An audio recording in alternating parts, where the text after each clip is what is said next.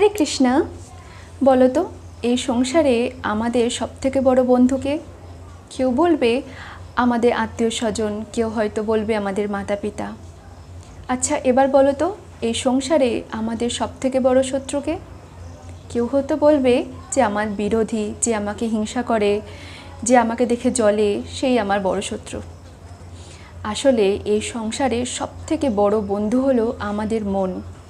এই চঞ্চল মনকে যদি আমরা নিয়ন্ত্রণ করে রাখতে পারি না, তাহলে এর থেকে পরম বন্ধু আমাদের কিন্তু আর কেউ হয় না।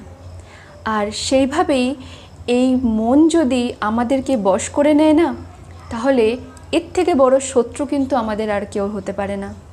তাই এই সংসারকে নিয়ন্ত্রণ করার আগে নিজেদের মনকে নিয়ন্ত্রণ করতে শেখো, নিজেদেরকে নিয়ন্ত্রণ করতে শেখো।